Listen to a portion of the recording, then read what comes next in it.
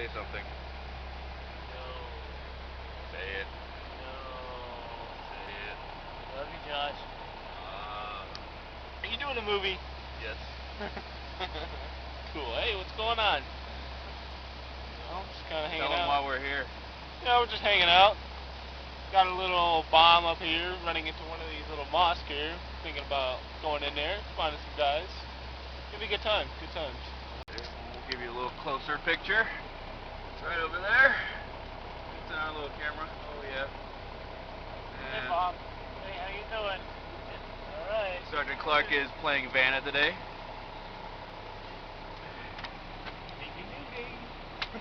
Tell him what he wants, Bob. And our illustrious driver is Sergeant Cox. He's the strong, silent type. So yeah. Hope you all have a good day. Bye-bye. I'll take it outside of, this world for a second, but you think about like elite athletes or in other capacities, you kind of do visualization. In this scenario, you can't really fabricate how raw those emotions are going to be. You simulate what is combat, but in the back of your mind, this is safe. But now you're going to a situation where Maslow's hierarchy of needs, like safety, like that you didn't have it. For those of us that were on the FOB most of the time, just trying to stay busy. If you stayed busy, you kept your mind occupied and you didn't have to think about how am I potentially going to die today. So I grew up in College Park, Georgia, a city near Atlanta, Georgia. So I went to the recruiting station and basically said what jobs you have to offer that pays the most bonus. So I got $20,000 for the first enlistment, being a 13 Fox, which was a fire support specialist. I didn't know if I could say I'd rather have somewhere else. I didn't really argue or ask for a reassignment. Took it and I said, okay, I guess I'm going to Fort Polk. No one was expecting me. I showed up, kind of the lost kitten to the doorstep. I had a buddy of mine. He was with 187 at the time, so he was up in Drum. He'd always call us the bastard kids because we're down at Polk, which... Oh, we were. You guys didn't get selected to go on the deployment to Afghanistan. Correct. At the time, it is what it is. The Army didn't need me at that time. So what did you guys do while we were deployed? Lots of training, exactly. I thought I was only going to do it for the first 4 years of my contract, but I kept getting promoted and I liked doing what I was doing. So 4 years turned into 6, 6 years turned into 11 years. And then I made it to E7, didn't want to be a first sergeant, so I took the opportunity to drop my warrant officer packet and was selected, and I've been a warrant officer ever since. I showed up at the gate and I'm like, okay, I don't know what all these numbers are exactly. What is BSTB? What are special troops? I got there in 2004-ish, so I was actually part of 3CR. Second ACR. Second ACR, I'm sorry, Second ACR, they was there. I was in 3 Halbat for a couple of months, then I activated 4th Brigade, 10th Mountain in 2005. And were you part of 525 initially? No, I was part of 230. I did my FO time there, and then I did my company fire support time there as well. When did you move to HAC? While we were in Afghanistan, I went to the board, so I was an E5 promotable. I couldn't stay in Alpha Company anymore. Because the Chem NCO is an E5 position. Correct, yes. HAC had their Seaburn squad. I briefly stayed as XO, so I got promoted to captain in Afghanistan. Captain Douglas left for his next assignment, and Captain Seth Madison came in, so I was his XO for like a couple of days, maybe a week. And then I got moved to the S3 shop. So like if S2 wants a company to do something, they give it to the S3 puts it in an order, and then it goes down to the companies. It's been a long time since I've had to talk about this stuff. Yeah, right? I'm very rusty. But for me, it was a dream assignment from the standpoint of, I had a great chaplain. We got back from that, and then we went on a rotation with the 82nd through JRTC. A few of you guys did, Yeah, not all of us. I think because some of the MPs did it too. There was a group of people that were originally going to deploy with 82nd. Yeah. And then they got nixed. Because they wanted the whole brigade to go later on that year. So I've been there for about 2 years doing mechanic work with, it ended up attaching me to the transportation section, so I ran fuel and ammunition. And You didn't stay as the driver. no. When did you get moved over?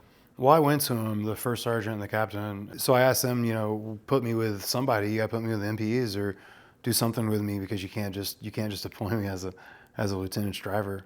I went to Afghanistan with 230, came back from there, then I went to BSTB, and then when I went to BSTB, that's when we did that 15-month rotation in Iraq. Captain Percassi was the Bravo Company commander, and he had come and got me from Brigade S2 and brought me down as the executive officer for Bravo Company. Lieutenant Gill took over as XO, and I went down as the UAV platoon leader. So when did you come to us? Because you were with 230 for 2 years. I came to, I mean, it was like right before Iraq. it was right before Iraq. We got a bunch of new people in that same time period. Well, not a bunch, but we got in. There was some, yeah. It was kind of Groundhog's Day all over again. Yeah, just that whole year in between Afghanistan and Iraq, it was just a whole nother train up. I got to bounce between all of these different companies, and you could see that each of them were very different.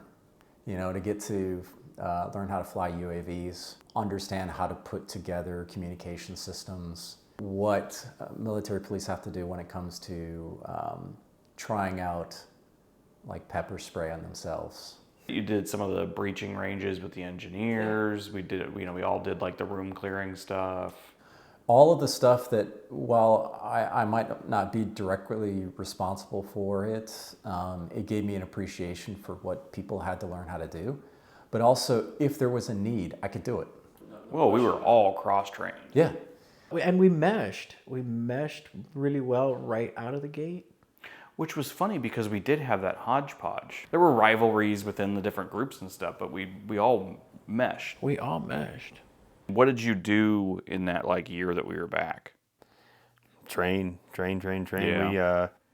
Did you do any like schools or anything? I did not. So there was a lot of sapper training, like constant. I had a girlfriend at the time who's now my wife, and she wanted me out and home. After everyone got back, I got detached to headquarters, post headquarters. I volunteered out of getting a medical discharge after the third bone graft.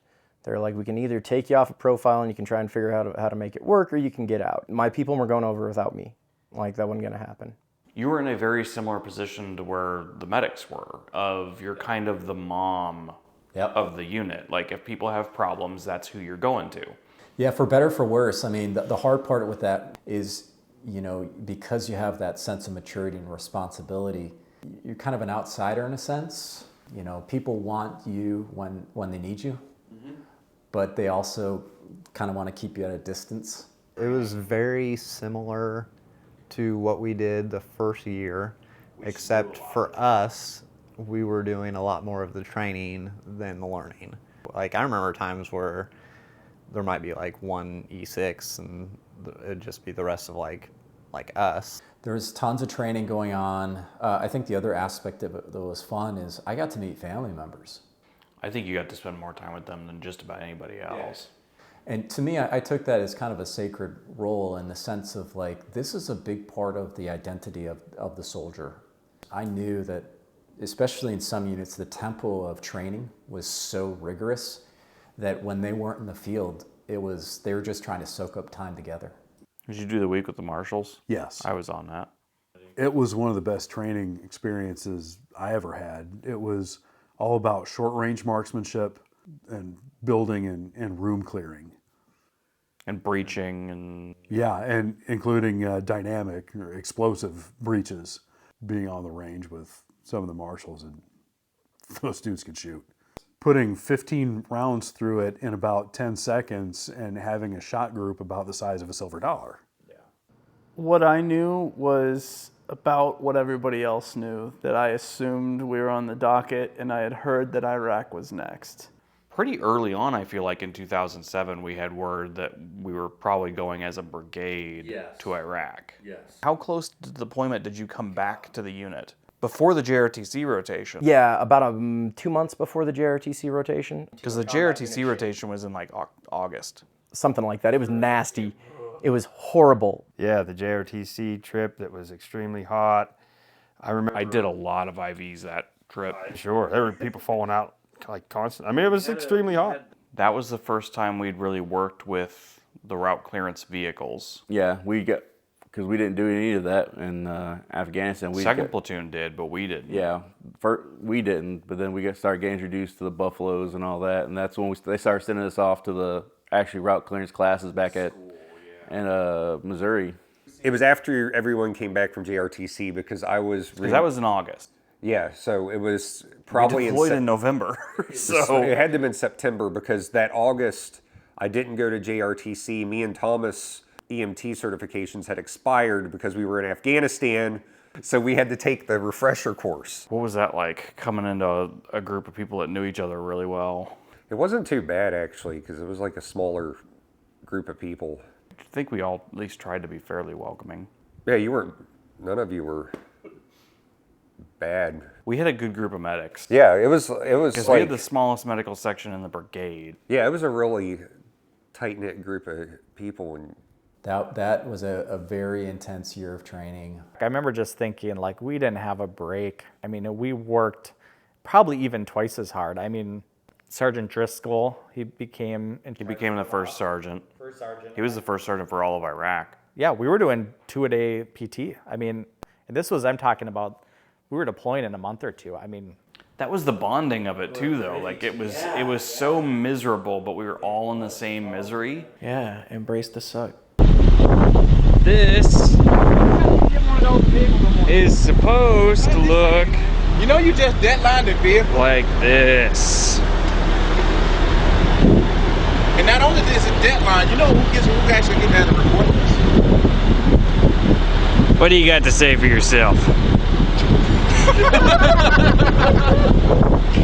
We had a group of people who had been together for 3 years. Very much. Our ranks basically stopped mattering. They really did. Everybody knew each other so well. Yeah. It was kind of a meritocracy. It was exactly a year after we came back from Afghanistan that we ended up going to Iraq.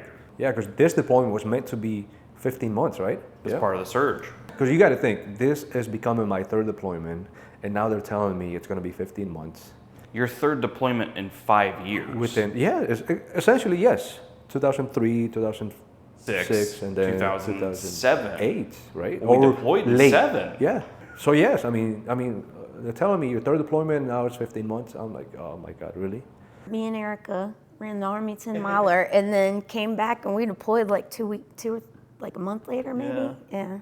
I don't know that any of us really knew what to expect. This was all part of the troop surge that was going on in 2007 and 2008. And so we knew we were going into an area where things weren't great. You know, it was Baghdad. It was Sadr City. So when were you supposed to be out of the Army? My enlistment should have been up in February of 2008. We went to deploy a couple times. We kind of did. Miserable for families, I assume. Show up to leave, and they're like, "Okay, come back tomorrow." Show up to leave, come back tomorrow. Yeah, we did do that a couple of times. Getting ready to leave, we're all on buses. It's you know, people are sending us off with the signs and all the stuff, and we start rolling down the road, and we're going off base, and all of a sudden it got quiet. There's nobody here celebrating anymore. Like, this is real. It's just work. It's just work. And all the things that we've been doing is for this. And it just kind of sets in of like, oh shit. So we have to stop in Kuwait because we like have to do training for like the accountability systems and stuff that we use and before we can go into where we're going. Oh, I didn't know that. Okay. So like they used a different computer system or something? Yeah. I have bad memories of being in Kuwait. You had to do all that stupid like pre-training that didn't make any sense. Oh, that's right. Yeah, we had to train up on IEDs and. So it's like, dude, we've been training this for the last 18 months. We had a class on EFPs. When do you think the first time was that you heard the term EFP? EFP. It was during one of those briefings. So EFPs, imagine a 5-gallon bucket full of explosives with a big time copper plate sitting on top of it. Aim that copper plate at where you want it to go. Now blow up the 5-gallon bucket. That copper turns molten lava and sails through everything in its sight. If you made a big enough EFP, you could kill anything. You could kill any armored vehicle that existed. And they would take that and spray foam and make it look like a chunk of mud along the side of the road. They would take 3, 4, sometimes 10, set them up like a big shell so that they would all go off at the same time with slightly different aim points to try and hit a vehicle.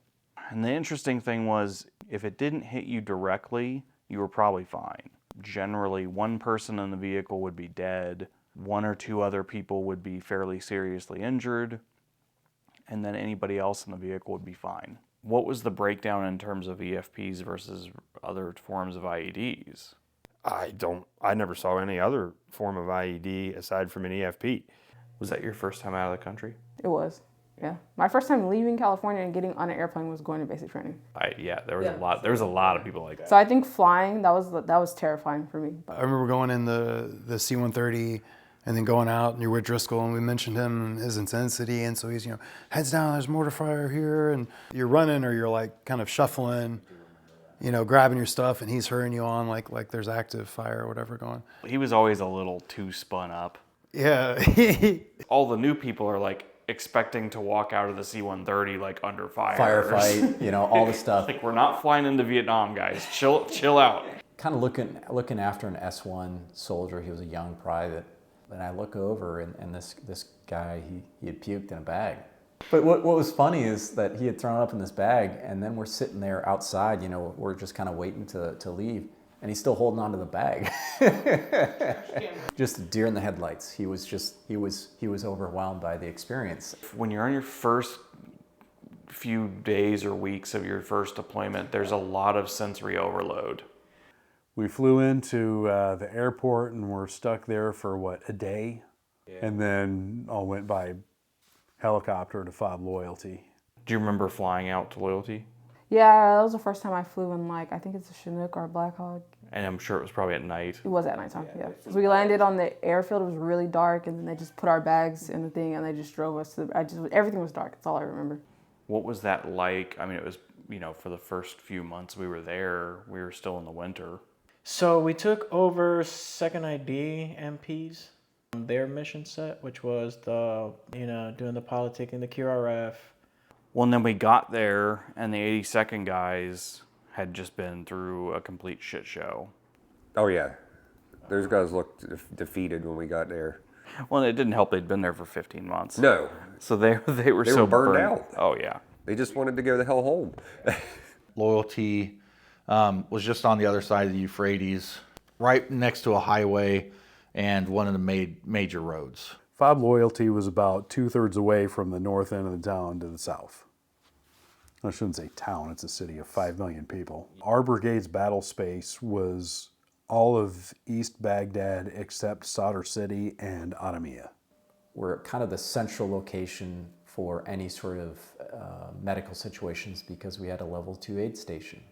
That meant that a lot of folks were coming to us in need that didn't belong to us, that we didn't know. That piece of it too led to that sense of also not feeling safe because you saw what was happening. I just remember we got welcomed on base. There was that watchtower that they had security guys in. Begley and I were maybe 100 feet away from that when the mortar hit it that first night. And then 2 nights after that, there was 2 rockets that went in between the buildings. Yeah. But yeah, that was our introduction to Loyalty. Yeah, Loyalty was its own thing.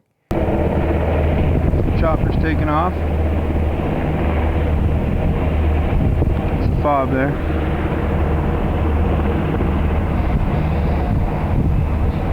They're headed out the other direction. Oh, making a turn.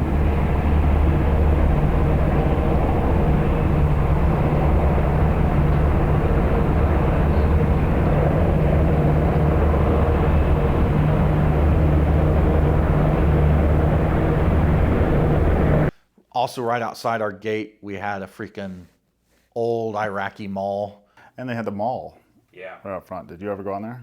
Once or twice. The MPs had a security position on top of it. I had to pull security up there a couple times. Yes. It's just a traffic jam. And there's a huge gas station right there, which was always packed with people. It was just so weird. It's so different from Afghanistan. It's a modern city. Big highway. They grew crops in the middle of the highway. Oh God, yeah, that's right. I forgot about that. I remember when we went to Afghanistan, it was like walking into those Bible picture books. And I think we all thought that's what Iraq would be like that. And all of a sudden we landed in Baghdad, which is quite a beautiful city. But a full-on city. It's Full-on all city. metro. I guess really that's what the difference is versus being in basically a major metropolis where you're holding down blocks at a time. You're not holding down, oh, this is a village here, this is a village here. Your entire world is 10 is like blocks. city blocks. Yeah. Alleyways, corners, piles of trash. I mean, and just people.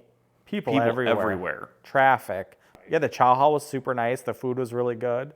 I remember we had a rooftop patio with like a canvas over it, so we could chill out there, which was super fun. Right over by the laundry, there was that wall with all the bullet holes in it, like right at chest level. Yeah, that's where they lined them up. I never paid attention to that, I don't think. I kind of didn't either. You kind of tune it out after a while. Yeah, well, and that's one thing about Baghdad. At one time, it would have been a beautiful country, like, I mean, some amazing architecture. They're all peppered with shells. Well, one Christmas we got mortar attacked at Loyalty. Do you remember that? That was New Year's. Was that New Year's? I remember I was in the brigade talk when it happened. I was literally just walking in the door. Yeah, that was You and me watched that. Yeah. We were on our way to dinner. We were standing there like, oh, wow, look at that. That mortar roof saved us a couple of times.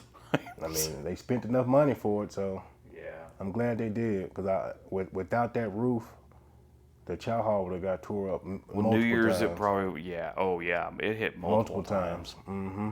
But it was this huge mushroom cloud, and somebody was yelling, you two idiots, get in the fucking bunker. You initially flew into Rustamaya.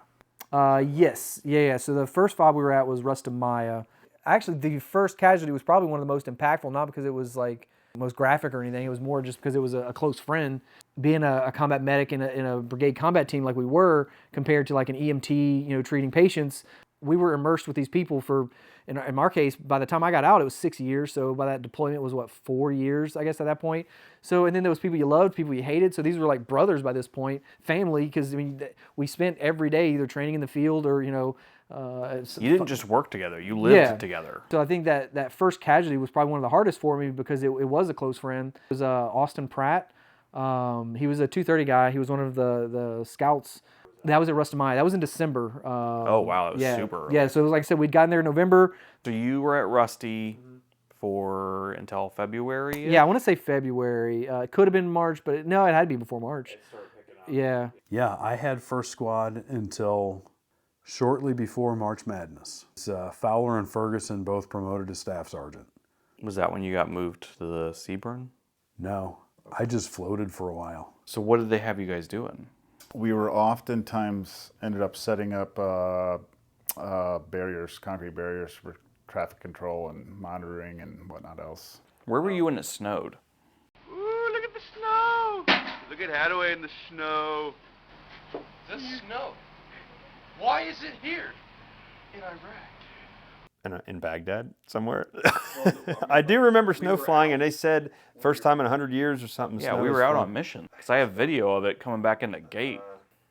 I feel like I might have been driving a gun truck or somewhere in a gun truck. That's something that when it would rain there, they had no drainage of the entire city aside from whatever ran to the river. But there would be a good 2 feet of water, and we'd come rolling by sitting 8 feet high, and we actually got in trouble for it. Get these trucks rolling pretty good, and you'd create a wave that would move a car. Well, so one of those days, talking on the headsets, and Ellie drove into like a 3-foot hole. Because the road's just full of water, so you couldn't see anything. Yeah. And he bounced my back off the ceiling of the MRAP. And, wow. And Ellis fell out of the gun. He thought he killed us. Yeah. My number one job was being part of the crater analysis team. Even though it was a team, it was just me. I'll take my crater analysis kit. If a rocket or mortar... Did you not have Martel for that? Nope, it was just me. When we got shot at, either rocket or mortar, the incoming sound will go off and everybody will take cover, but not me. When I hear incoming, I have to go grab my kit because I have to go outside to wire. And what were they mostly shooting at us with? At least for indirect fire So stuff. for my analysis, it was mortars. Like 60s or 80s? So for the mortars, 81s. Yeah. 81s.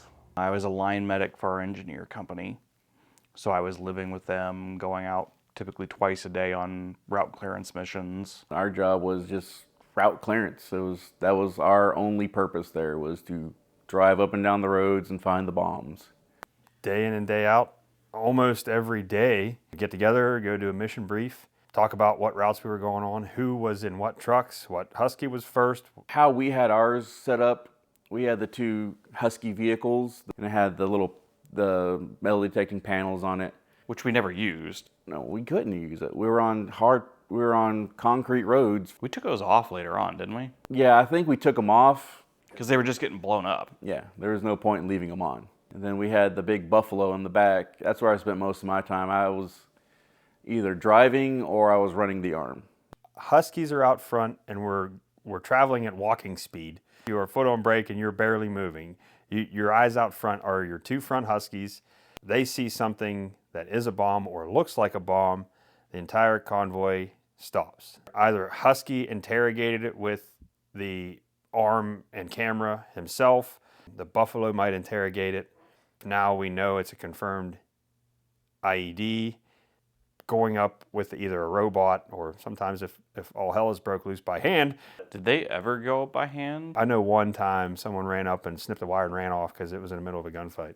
They didn't do the, what was that stupid fucking movie? Hurt Locker. Hurt Locker. Yeah, I don't think I ever saw a suit, ever. Well, and then what do we start doing by like March, April? Yeah, so I remember... I believe that was referred to as interrogation by fire.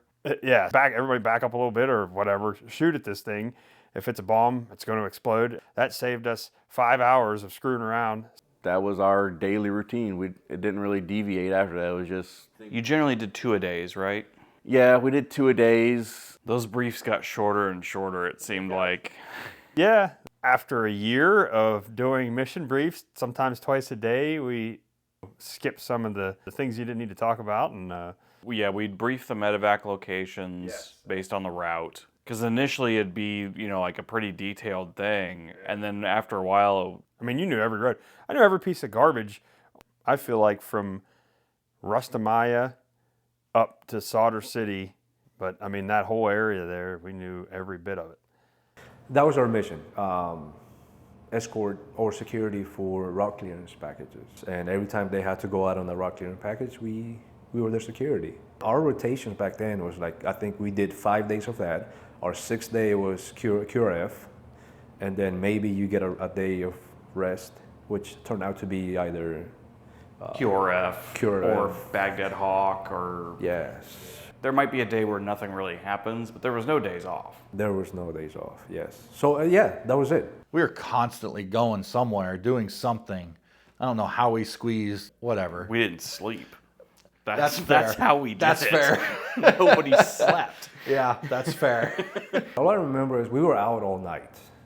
And the sun was coming up. It was early morning. We were heading back to the FOB. So the truck in front of me, it's drifting off to the side, slowly but surely. It's no longer dead in front of me. Like it bounced off the curve. The truck went back to the middle of the road. It's kind of like that bump woke everybody up in that truck because you knew everybody in that truck in front of me was asleep. Nobody said, hey, wake up, we're gonna hit the curve. No, the whole truck was asleep. And we also did some QRF type of stuff. We did those like patrols right around the FOB 500. Yeah. Those were actually kind of fun. But yeah. Our living conditions were a lot better, but the overall conditions of the deployment were just apocalyptically worse. They were so bad. I mean, we never knew every mission. We took every mission seriously, which I think was great. Our heads were always on, even just taking down the balloon. I mean, we were always on. The whole aerostat guard, that was always so bad for you the guys worst. To do aerostat guard. God. I remember one night specifically, we were like out there late at night doing it, and then we came back. I had just laid in bed, and I heard Captain Jezza get a phone call And he was like, you gotta be fucking kidding me. There's times we finally thought we could go to sleep, and I remember this red phone we had that would ring, and because you were on QRF anytime you QRF weren't. all the time, right? Yeah, because we were going back out there. Yeah. Do you remember when the aerostat flew away? I was signed for it for a couple of days when I got there. And it happened right before we got there, too, from what I understand. We came out, and it's just missing. And it's like, oh, that's not good. Because it was big. It's huge. But no, the Apaches had to go shoot it down because it flew That's right. It That's flew off. right. So as soon as we got our first new person, they basically took my gunner spot, and I was kind of like an extra person. Designated trunk monkey. Yeah. You know, a new person typically gets the gun, and that's the only place that really makes sense to put me. I'm awful with directions. That wouldn't have helped anybody, and I don't know what good my attention span would have done as a spotter on the other side. So I was best as the gun. What was being in Iraq like for you? It opened my eyes to appreciate the things that I did have, like back in the States, the simple things like running water. It was scary. Like, you don't want to go nowhere, you're afraid, and then when they brief you on like the CRAM and the IEDs, it's scary. You're 18 years old, you're like, what? You know, I didn't realize this is the Army. Like, you know, I got an office job, but. And you did a fair amount of like tower. Yeah, you had at least like 2 shifts of tower guard a week, like for 8 hours. So when we first got there, we only had one of our chemical platoons. Because you grabbed all the cooks and all the... Exactly. Yeah, so we got a whole bunch of other people. I mean, we even took some of the engineers. So we made a whole nother platoon for us. And I mean, we were running ragged at that point. Did just normal patrols all around and through Solder City. Largely all around, as it was very, very unsafe to go through Solder City. It was pretty rare for us to go north of Arrows in Solder City. It happened, but it wasn't common. No, and you got a lot of rocks thrown at you when you did. Like an impressive number. Like you watch movies and stuff, and you see like, they throw the rocks and they start kind of mounding up, and you're like, no way, that would really. It happens. No, the first time you hear a brick hit the top of an RG, it sticks with you. My responsibility within the brigade was going to be to cover the brigade aid station. You were the only chaplain that I ever remember seeing on Loyalty. Chaplain Nadler and Chaplain Eastham would go out to their cops or whatever sometimes. So they weren't always there. Yeah. Yeah, so I deployed as the assistant S3 or battle captain. I ran kind of like the mission headquarters from like 6 a.m. to 6 p.m. So the route clearance, patrols that were out, EOD was attached to us. So kind of did the day-to-day battle captain. Running flatbeds with barriers loaded up in the middle of the night. We'd go out, chain them up, set barriers on whatever route we're on. Did you ever end up going into Solder City? We went along Solder City, yeah, the southwest. Another time I remember coming back from there, attached to another unit that didn't have any route clearance. How was that? We walked them back. Oh, God. We skirted the roads on foot, and the convoy followed us. Out of the 15 months that we were there, I think 9 to 10 months, I was a Husky driver. What's it like driving a Husky? You crawl up over the back of it. You walk up on the axle. I mean, the thing sits 10 feet high, probably. They're heavy doors, and you open them up and slide down in. And all you have to step on when you crawl down in is your seat. And you slide down in behind the steering wheel, close the doors above you. It was just a good truck to be out front with good vision, sitting up high. It was a very survivable vehicle. Right. And I always figured that's a good, I mean, one casualty is better than an entire MRAP. And you had great visibility. Yeah, you could see everything. Yeah, the Husky, being out front in the Husky, I figured I was dead anyway. To look back at it now, you didn't really, I don't know if you thought that or not, but I didn't care.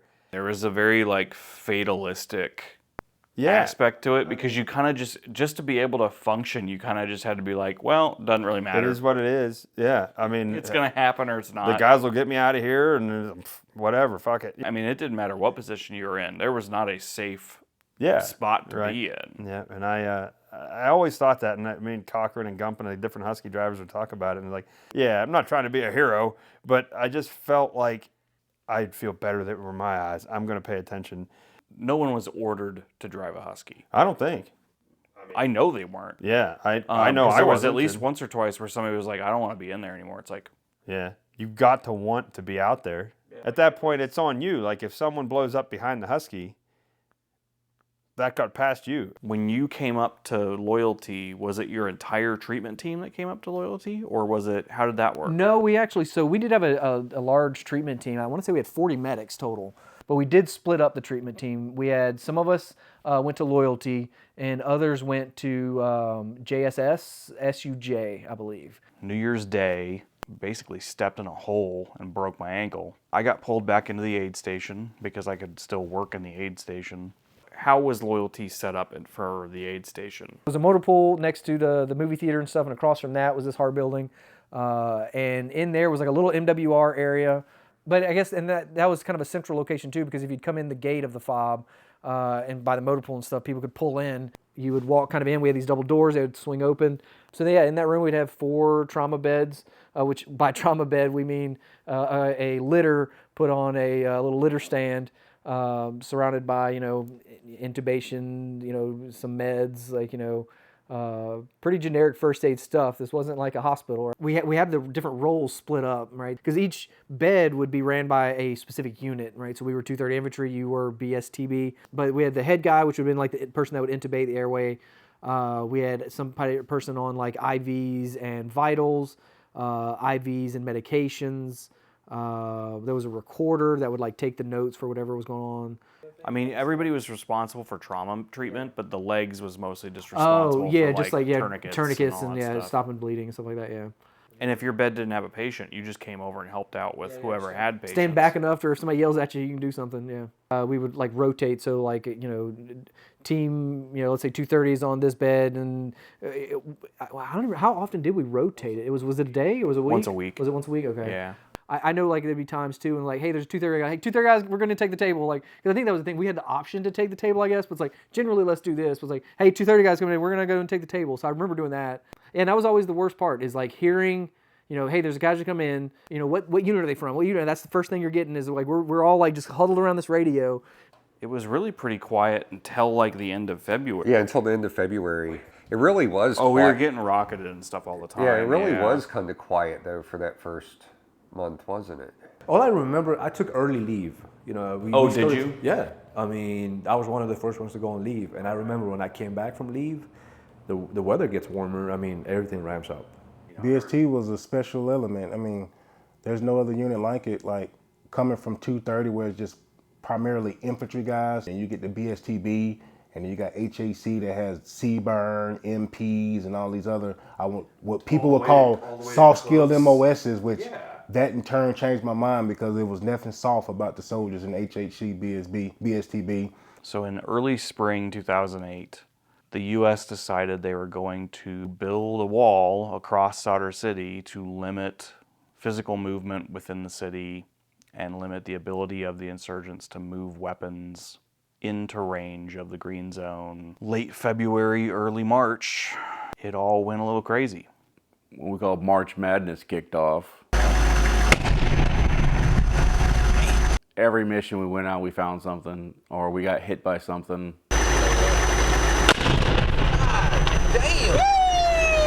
And for a while there, first platoon, you guys were finding so much more than anybody else. You had Smith and... We had Smith and Lord in the Huskies. It was intense when stuff did happen, because you want to be there for them, but it's your job to run the little operations center, right? And so, if there's somebody coming back that's wounded, that everything is, ready to receive them appropriately, and do your job the best you can, knowing that you are in a supporting role, and that's what you have to do to the best of your ability.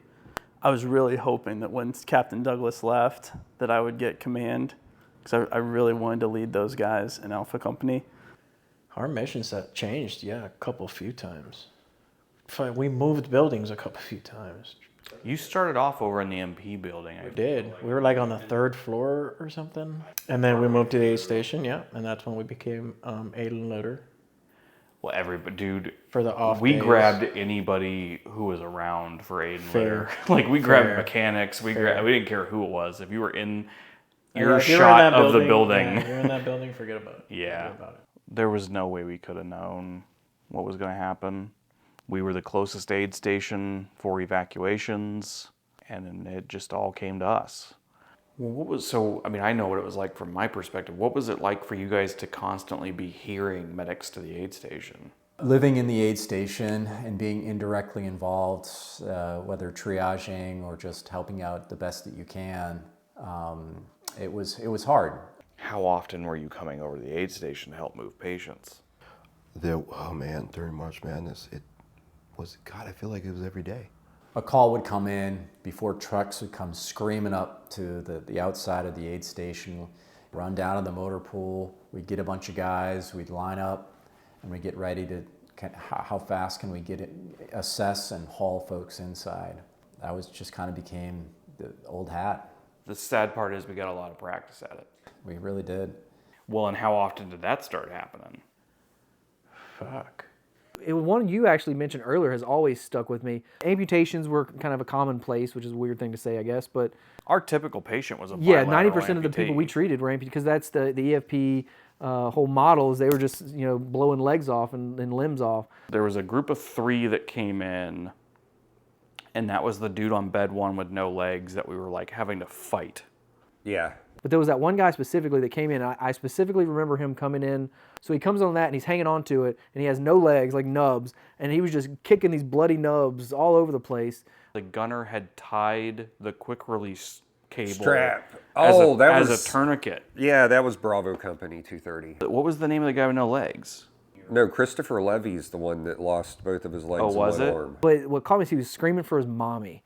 And like that still punches me in the gut. Like it was this grown ass, strong ass man. Apparently you had to wrestle him later if we're thinking about the same guy. And this dude was just hanging on with his arms. Like he don't have a litter strap on him or nothing. This dude's just like death grip. But Mikey and I did the medevac because I think they put the other 2 guys in the other ambulance, and then we took the guy on bed 1. And I just remember having a fucking wrestling match with this dude in the back of the ambulance because he was trying to take his tourniquets off. Oh, geez. IED injuries have a very distinctive smell to them. Yeah, I remember it specifically just because of the smell. It's not just blood, it's bowels, it's gunpowder, it's explosive residue, it's burned flesh, it's melted plastic. It's all mixed together. It's a smell that I'm associating with a taste. Yeah. And that taste is if you ever take a battery and stick it to your tongue, that's what it smelled like to me. I remember one instance they talk about attaching the bomb vest to a handicap. That was the pet market bombing. The MPs were there for that. Couldn't find the blast seat, and until I looked up and into the trees. We think about like, oh, there's an explosion and there's just nothing there. Well, that's not really the case. It's just scattered.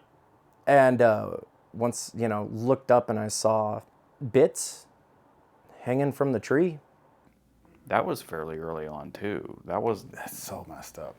And just it killed 190 people or something. How do you help these people?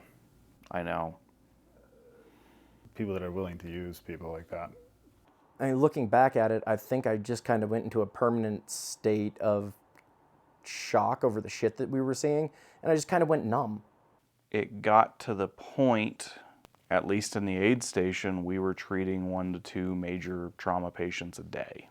It was never simple traumas. Our typical patient was missing 1 or both legs and was coming in already in traumatic arrest. So when we're in medic school, they teach us about the 3 kind of patients.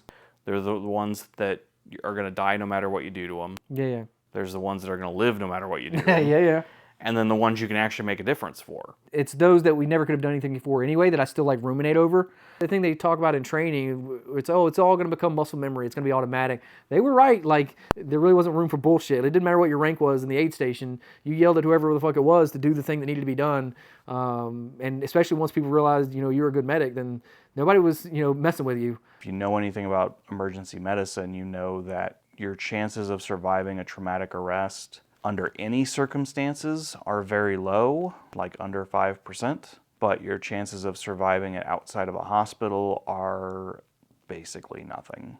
March Madness, and basically like that 90-day window after, it was carnage. It wasn't magic, it was messy. It was just a non-stop mess. It was walking through blood. We had probably 2 months there where I don't think we saved a patient. I did CPR on enough people to where I lost count. And I know that I've never done CPR on a person who has survived. So yeah, it was hard.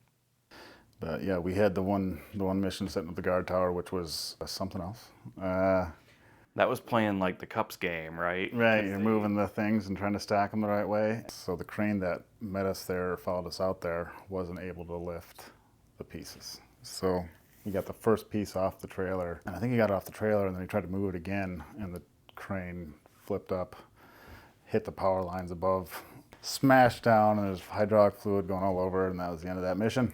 We went from finding, what, 1 or 2 a week? Yeah, to a day, 1 or 2 a day anyhow. There's a book from a guy they were running a route clearance team out of Rusty. They basically described every time they had to come north and run up predators, they felt like it was a suicide mission. Oh yeah. And I kind of had to laugh about it because it's like, dude, we were on predators every fucking day. Every day. I got out every once in a while. There was one specifically. We seriously needed to get up there with supplies because there was fuel, ammo, food. And then Colonel Bame stopped the convoy at the gate, and he went on. This was March Madness. It ended up being like a 20-hour day or 20-hour mission. Coming out of the FOB, turning on to predators, seeing like blockades in the roads and fire. Oh, here we go. We could hear it from the FOB. 5-10 miles, but really. Oh yeah, because you guys were out there doing that, and there was a giant convoy going up predators, and you guys were over at the corner of Sutter City, like in a 360-degree death blossom trying to set up construction gear. It was one of the only times we did it, but we stood the aid station up without having patients coming in because we were listening to the Apaches. Like, there was the firefight on predators that we could just hear. Yes. And then the Apaches are hovering up, just like ripping hellfires into the city. I think it's when we took that picture. Reisinger has the big needle. Oh. I think that's when we took I bet that it was, picture. because we were in there forever that day. We took small arms all the way up the line. I don't remember if any IEDs went off. I don't recall us getting totally stopped for any reason. We pushed. That was when Ace's truck got hit with the RPG, wasn't it? Maybe. That RPG hit Ace's truck, and it was, disabled immediately. Was it yours or the one in front of you got hit with the RPG? Yeah, I got hit with an RPG, but it didn't go off. I was in the Buffalo. This dude just steps out, and I'm like, oh shit, this may be the one. And it goes, bing. Command calling us on the radio saying, hey, intel, be advised. Burning tires in roadway is sign of complex ambush. I think it was Wody. He just kind of came over the internal comms and was like, yeah, no shit. I can't remember who got, they took a round, it like creased the back of their neck. Right, so it gave them a burn. It gave them a burn through there and then went through their armor. My truck pulled up like right beside, just seeing muzzle flashes because it's dark at this point. I opened the back door and yelled at Ace to get in while James was just blowing through ammo. Yeah, that was a long night in general. Even the QRF that came out to come retrieve a couple of the engineer vehicles that were down, they got hit on the way out and the way back too. Again, I was QRF, and we ended up going out as soon as we left the FOB. We got hit with RPGs. We got hit with small arms as soon as we made the turn, and that's right around the corner from the FOB. We actually went out twice that night, and that was an eerie feeling because we had been patrolling predators. But the first thing that jumped out was that everything was dark and burning tires. We were in the middle of it and somebody yelled RPG. My driver out of nowhere, he just put the Humvee in reverse and gunned it. Trying to direct people and people were scared. And it was nuts. It was nuts, and that's what I'm trying to get to. Yes, I mean, you had rounds fly over your head. You had explosions here, explosions there. We had air support that night. Ferguson, he was our squad leader at that point. He ended up calling in an airstrike from one of the Apaches because they came up over on our comms and started calling out, hey, you got 3 here, 2 here. Call in the Hellfire, and all I remember is just this bright white flash everywhere in front of us. We stopped at whatever they renamed Hope, FOB Hope, to resupply ammo for the way back. We got hit again. So Chiarte had gotten hit that night, and the EFP went off when his glow plugs set it off. And you just see the EFP kind of skipping across the ground. And they don't fly forever. No, and it just, it went skipping right across the ground though. Once the wrecker finally showed up, did their thing, and I think it was the CBRN guys took them back. One of the ticks that we got into, Burks, he was in the back of the RG-33, and it had the little pop-up hatches. This dude is an ear-to-ear smile in the middle of a firefight. I had so much adrenaline running and everything, and I think that was the night both Ace and Cochran got hit. Cochran got hit towards the end, but I remember just thinking like whenever Cochran got hit, I was like, son of a bitch. Like, he was my next door neighbor when I first moved to Polk, so I was always real close to that dude. I always liked him a lot. So Battalion commander and the Battalion S3 are gone. I went down to the talk to help, and Major Manis was so fucking mad. He was always really composed, this brilliant man. He was pissed. He came back, he goes, you motherfuckers. It's one of those ones of it starts as what's supposed to be like a 4-hour mission and you come back 17 hours later. Exactly, and that's what some of them, a lot of missions wound up that way. I didn't go because I wanted to get in a fight. It was, it's like playing telephone, and each time the message gets different. The message was different enough that I was like, well, I'm just gonna go. And that was like the first contact. It was the realization, oh, this is real. That was my primary reason for not saying goodbye and for just going in the first place. Pay for this all over again. How do you ask somebody, hey, see all that fighting, see all those bullets, go there? I know I want to go home. I know he wants to go home. So if I can, I'm going to make sure damn well he makes it home. It definitely felt like we kind of kicked the hornet's nest at that point because it didn't slow down. No, it just increased past that. Started finding a lot more IEDs, EFPs. We were getting pop shots. People were taking contact nearly every time they were going out. Every time. That whole time frame is just like one continual fucked up day. It felt like overnight a switch just flipped. The situation just kept getting worse. And we kind of talked about before how some people are good soldiers in garrison and some people are good soldiers deployed, and they're not necessarily the same. That was kind of a point where it was like some people who may not have been very military in garrison, they were the people that you wanted to be there then because they had a purpose to be there. We knew we were finding something on predators no matter what. Basically going through a marketplace and then just buildings on every side, then stupid friggin' traffic circles. I hate those things more, yeah. Well, 166 had one of those where I think they hit 13 in one traffic circle. We're driving down, I found something. EOD goes up, handles it, get off. Hey, I found something. Then start getting to the point where, hey, I found something. We're taking fire. There's RPGs. Our truck started getting hit at that point, and Guzman's truck got hit. They got hit from the front. It went directly through the truck. It didn't hit anyone directly. I don't understand how it didn't take the gunner's legs off. Right? It was miraculous, which is crazy that it went through 4 inches of ballistic acrylic. And seeing that truck left such an impression on me. During that period, also during the routes, you're starting to see a lot more IEDs in the distance. Back in the base, it starts to like this background noise of alarms and of mortar fire. How often would we hear IEDs from the FOB? It felt like a couple times a day, The next big one that kind of stands out in my mind, I can't remember honestly if it was a couple days later. I think the engineers had 2 platoons out clearing, and we used, I think, all 3 of our squads. It was a pretty big package all the way around. We had an RC, a clip run, and then I want to say it was 2 squads of MPs were pushing security that day. Fowler and Chiarte, they got hit. They had some shrapnel in their MRAP, I remember. Castaneda, he still had an RPG in his tire, if I remember right. That copper, molten copper, blew right through that barrier and right through into a Buffalo. And it happened. And that was the one time I rode to Buffalo. No one got hurt. We got blown up. All the tires were on fire or something. Talking to one of the engineers, I think it was Selco, and he's like, I was shooting at this damn dude for like 15 minutes. And then they checked later on and he'd shot like 5 separate dudes that had just kept using the same firing position. It was like a movie. I mean, Hollywood, that's the only way to explain it. I mean, just helicopters everywhere, smoke, booms, explosion. We had a lot of stuff coming into our base and that alarm going off all the time too. Cop we were trying to go to was like maybe 3-5 miles down the road, and it took over 12 hours to get there. Like, we started in the morning, we didn't get there till almost dark. Got to the point where like, hey, I'm getting kind of low on ammo here. There was a lieutenant colonel and a major that were actually on the sidewall with, it was like a squad of IP or IA. A lot of direct fire coming from the neighborhood that was north of the open field.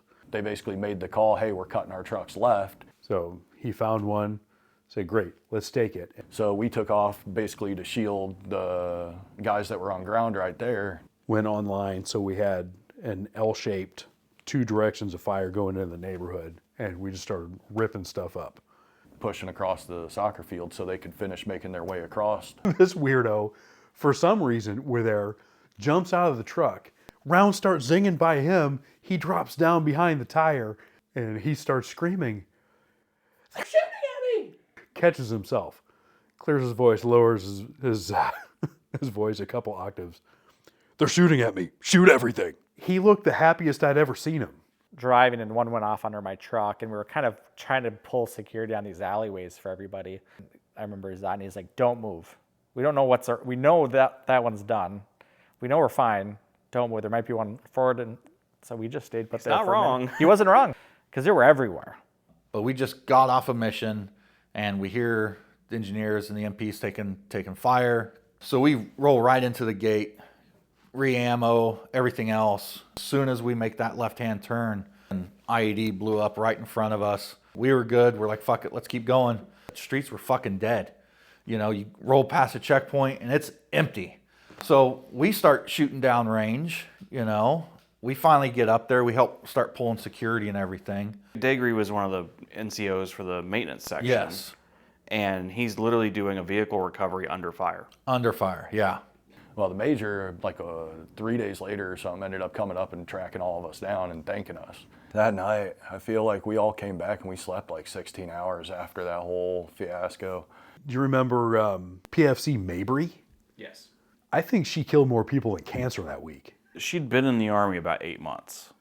Yeah, and she was a damn good 240 gunner. She could gun, no question about that. Her 240 was almost as tall as she was. Yeah. The 166 guys were using Abrams. You know, they were firing main gun rounds at sniper positions. Yeah, that's 120 millimeters of hurt coming at you. That was the night First Sergeant Driscoll met us at the front gate of the FOB with his IBA on and PT shorts. And he's got his damn Kevlar sideways almost on his head. And he was ready and raring to go. Just January, February, you guys were finding 1 to 3 a week. Yeah, like 1 to 3 a week, and then all through March, it was just, like you say, March Madness. Like, we would go out and just find one every mission. Do you remember what the most was you found in a single mission? Well, it was the Predators mission. I had to say it had to be at least 10, at least. I mean, how do you combat a bomb hanging behind a barrier? We put arms on Huskies, and that arm extended 20 feet with a little camera on the end. You're watching a camera that's at the time was the size of a TomTom screen, you know, like half of one of our smartphones now. Got it done. Yeah. So there was a week or so, maybe even longer than that, that Maltby and I ran 24-hour ops. Downed vehicles, you know, slowly started to accumulate. So it was a necessity that we had to, you know, kind of burn it at both ends and get as many vehicles as we could up and running. It was not sustainable. We could not have kept doing that for another couple of months. No. Honestly, that wall stuff, that's just a blur to me. Most of those nights, it was music over our headsets and just waiting. It's all very surreal because you're in this ridiculous situation, but you're also there with a bunch of your closest friends. What do they call it now? Trauma bonding. Yeah. It was all extremes. Absolutely. There were, you know, that's one of the only ways I've ever been able to kind of explain the military and like deployment experiences is it's all extremes. You're either bored as hell or busy as crap. Yep. Some of the funniest people you'll ever be around, and then some of the most tragic things you'll ever experience. And they're all just sharing space. Oh yeah. There's not an in-between. There's not. It's the extreme ends of the spectrum for sure. You can't, at the time, let anyone around you know that the stuff's bothering you. And you can't process any of it because you won't be able to do your job.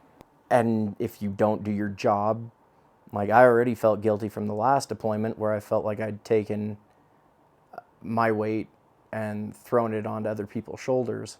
I mean, we did so much of that, bringing the wrecker to go grab somebody. I mean, but there's just piles of trash everywhere. I mean, how we found the ones we did find just baffled me because we took EOD out, we took the engineers out.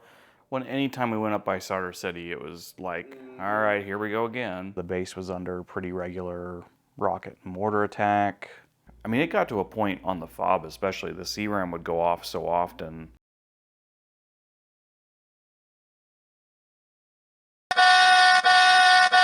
Incoming! You kind of stopped reacting to it after a while. Like, you waited to see how close it was going to be when it impacted to decide if you were going to actually bother taking cover or not. Exactly. Because it was every day. I mean, sometimes it was multiple times a day. And the IEDs around the base were effectively continuous. We were busy. Don't get me wrong. Busy. We were like, it was a shit show in the aid station and everywhere else. But we were crushing it. We were doing okay. We weren't doing great. We were surviving. And then we lost Tim. Talking about Smith, man, I think that affected the battalion the most. It was another one of those clearing the route for a supply. Like one of the other cops was running low, so we were trying to clear a route. So this OP was in the middle of Sauter City, and between the fighting and the sandstorms, there'd been no way to get them supplies. So we don't leave our own. So we went in with supplies. I was gunning on the first squad, the first gun truck. We made contact the first time, maybe 30 minutes from the FOB. I grabbed a water bottle and I was coming up. I heard Soto yell RPG, and I looked up and I watched as the RPG came in, and I saw the smoke trail. And I just remember pushing as hard as I could against the top of my turret, like, oh, fuck, I don't want to die right here. As I was looking, though, I could see the dude who shot it. He watched it go in. He watched it go in, and that was a mistake. He's the only one that I feel guilty about shooting at. I guess they had like strung wire across the road to stop you guys, and so like the Buffalo had moved up to try and like drag it out of the way or something. He was trying to move out of the way so they could actually get up there to do that, and then that's when we were so close. We'd done it. We'd just cover my sector, and just seeing the bright flash and hearing the boom. They had pulled the Buffalo up, and then everyone from the Buffalo was jumping out to go grab them. And like at the back, you could maybe have two people standing shoulder to shoulder, but you basically, it opened from the top, and you had to lean in to try to grab someone. And then I believe it was Farmer jumped over. It was so dark I could hardly see, and then hearing them pull him out. And they had to strip his vest off and stuff because he was hung up on something in the vehicle. Because the Husky drivers would take all the stuff off of their IBA. They ran with just straight IBA, and then I think they had a little thing above their back of their head to put their M4. They got them back to the platoon sergeant's vehicles, the long bus RGs. Do you remember who the medic was with the MPs on that? Yeah, it was Kelstad who was with us then, and she was phenomenal. Because it was the MPs that pulled security for that, and he straight left them. He wasn't waiting. You know, like, get out of my way. The embedded medics that we had were all phenomenal. The medics did a good job of not letting everyone know that one of our guys had been killed. But that meant we also all got back and were expecting relatively good news because we made it back to the aid station and our medics were on point. I was off duty. We had lunch with him that day. Yeah. It was Tim, me, you, and Peace Good. We had lunch. Yeah. So I was off shift, but my office was right across from the TOC. So like you could walk out my door and into the BSTB operations centers. I was in there just listening to the reports as they came in. Not a whole lot I could do. We got word that the engineers had got hit and that they were coming in with one of the Husky drivers who had been injured. I think it was Sergeant Doyle, brought him, rushed him back. So you say Tim, and his first name is Tim. His last name is Smith, Sergeant Smith. Tim had almost gotten blown up shortly before then. That was why he was in Lord's Husky, because his Husky had gotten blown up. But my last name being Smith, when that call came out over the radio, people thought it was me. We knew who all the drivers of the Huskies were, so we're like, okay, it's one of these guys. It may have been, Alpha Company got hit. All I knew was it was time for me to get the rubber gloves on. Since we were in the same building as the aid station, every time we had casualties come in, we had to go out and help. So we knew somebody was coming. I didn't know who was coming. Because we were so close to the aid station, we acted as a supplementary casualty receiving group, I guess. They're bringing in a truck or whatever, and then people just start running over there. Everybody had a role. We knew what we were going to do. We were lined up already outside on the road, ready to bring the patient in. And all I remember is they rolled in, like they rolled in quick.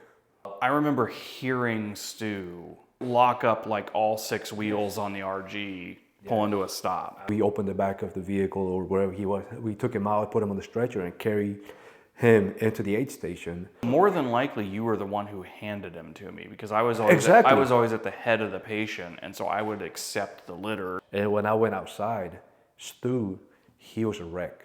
At that point, the whole area became a waiting room. Get him in the aid station, and I go back out to talk to the guys out there, and yeah, I had seen worse. Yeah, we and definitely I'm thinking seen worse. We got him to the aid station. We knew when he was in. We knew he was getting worked on by y'all. And then from there, it was we just all sat there in the room waiting. He came in and I immediately tried seeing if he was awake. I had deployed with Tim to Afghanistan. I'd known him for 3 years at that point. And so we went to work on Tim. He was in full cardiac arrest the moment he came in. I remember I usually got tasked for IVs, because that was the thing I was really good at. People without any circulation at all, I could do IVs on. You did that for Tim, didn't you? I did, yep, I stuck him. He was a really hard stick. He had nothing in him. Somebody that was trying to do it, and I believe I kicked him off on that one, and I ended up sticking him. All the guys are rotating through doing CPR while we're trying to give Tim fluids and oxygen and everything we can to see if we can get him back. So when I go back in there, y'all are doing chest compressions. Yeah. And I go back out and say, listen, they're doing chest compressions and I've yet to see anybody survive. I'm sure I was out talking to folks. It's hard with so many of those, this as well or better than I do. You kind of get numb to it all. To be a medic, you have to compartmentalize a lot just to be able to do your job. You can't sit there and try and process the emotions of what you're doing. There's little things of each one that will stick with you, but not necessarily the whole event.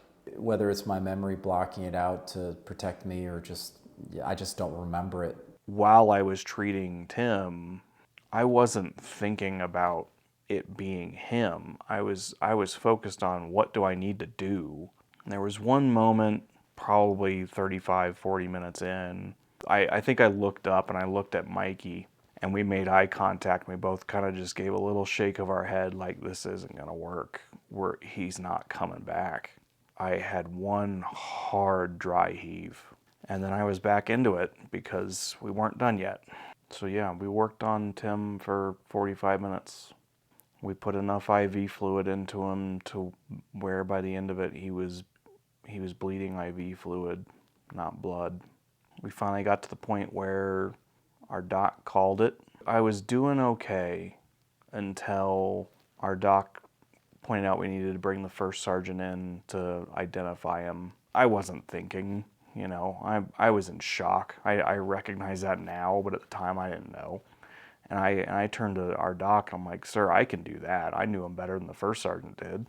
Our doc pointed out, like, no, it's just for the paperwork, and I lost it. And that was really the only time I lost it. There was this big debate on whether we should keep trying to clear the route and stuff like that, but we had turned around and went back. And then by the time we got back, we had gotten the word that he didn't make it. And so we got back, and that was like a second punch to the gut. Yeah, we would have been back. And I remember hearing first platoon got hit and Smitty was hit. We might not have found out till all of that was done. They didn't notify you guys until first platoon came back because they were worried about what that would do to them being out on mission because they were still out there. I didn't see him pulled out of the truck, but I did see the truck brought into the motor pool. I remember Sergeant Wimmer volunteered to clean out the truck. We heard them get hit because we had those radios just right there by our TVs. And yeah, I remember he told me, and I just like broke down. Burks came and got me, if I remember right, and just basically told me, hey, Smitty's gone. He died, and this is what's going on. So we all went over to the engineer barracks. I remember sitting over there hanging out with Stu for a while. And how well did you know Tim? In pictures, he has my hat on partying in the barracks, you know, like that son of a bitch threw my tools out of the back of my truck when we were headed to Holly Beach. He was the social butterfly. Oh, he was a goofball. He would have a good time with anybody that was there. So I was just as wild drinking as Tim was. We'd all get together with Smitty and Bone and all the guys, and so it was a pretty wild crowd. Nearly everybody in the unit knew him. Yeah, like he was one of those guys, especially if you lived in the barracks. He was wild. Like we had some good times, like drinking together and stuff. And if you ask me just describe him in one word, I'd just say goofy. He was one of those guys where if everybody was stressed out or upset, he was still goofy. You work with these guys long enough, you know. You may not be buddy, you may not know them, you know, but it doesn't matter at that point, you know. You're all fucking family. You're all going out. Friends with everybody. I tell you, knew him, like she said, you know, we sat down, we had lunch with him that day. It was great. Of all the damn people it had to be He was so fucking nice. It's all part of this kind of camaraderie that people they just don't know what it is. You don't have to be close to the person. You don't have to have anything in common with them. And it's just fine. I don't have words for what it's like to spend that much time around people. And then there's no bargaining, there's no pleading. It happened, and you have a choice. You can move on, keep moving, or you can let it bog you down. When we took Tim out, they're referred to as hero flights. Honor flights, for those folks that don't know, it's just when someone is killed in action as a send-off, basically you stop operations. We did honor flights probably sometimes 2 times a week. We did too many of those. I stopped participating in them after a little while. I got super just over it. We generally tried to do them at night. I don't know why he went out in the morning, but he went out kind of first thing on April 8th. I hated that, man. I hated every one of them. Yeah. But we were doing them, well, I mean, for a while we were doing them every damn day. Yeah. It was not fun. We loaded him up into the ambulance. A group of 4 of us were in the front of the Humvee. I think I was in front. I don't know. Okay, because there was 4 of us that were in front, and I could not remember who the 4th person was. Because it would have been you, me, Reisinger, and Smith. Probably. And then behind the Humvee was pretty much his whole squad. Just like the road from the aid station or whatever to the helipad, whatever. It was just the people from the FOB. That shit got heavy fast. But it was silent. And they lined the streets, and it was, I don't know, I thought it was great. I was super glad that we did that. I've never seen anything like that before. Nor have I. I still remember that main path down Loyalty down to the airstrip. Just shoulder to shoulder, just 3 deep with everybody. It was incredible. It definitely was.